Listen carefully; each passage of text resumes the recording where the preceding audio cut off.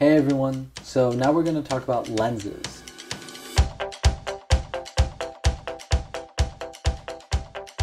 Let's start off. So there's two types of lenses. There's your zoom lenses, which basically mean that you're able to go from wide and zoom in and get a little bit closer in.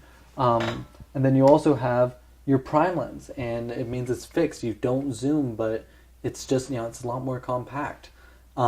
This right here is a 50 millimeter prime. I highly recommend to any new photographers to get a lens like this, just because generally it'll be a little bit cheaper than most other lenses, but also great quality.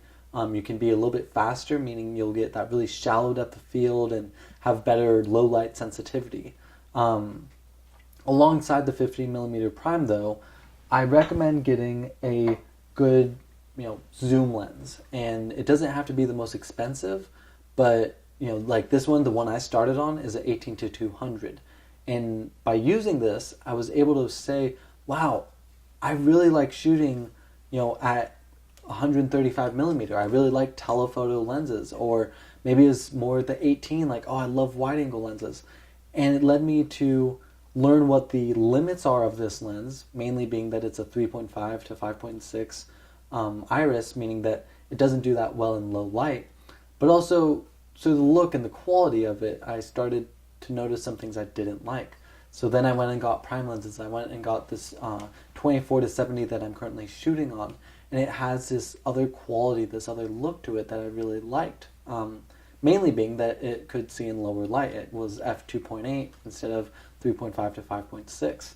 And these are things that we'll get into throughout this course, but really, when picking your first lens, I would just recommend finding a good multi-purpose lens, and being able to try different focal lengths, trying wide angles, trying telephoto, moving around, seeing the difference, and really learning photography. But at the same time, using a prime lens, using a 50 millimeter, or maybe 35, whichever one you happen to find a good deal on, or maybe you already have, try using the prime lenses, because you really have to move around a little bit more. You're more limited. You can't just stand in one place and zoom in and then zoom out and get all the coverage you want. You have to really move for each specific shot. And I think it's a great way to learn photography and start testing your skills. So those are some initial thoughts about lenses. If you have any questions about specific ones, there's a lot of information out on the web of people testing them, people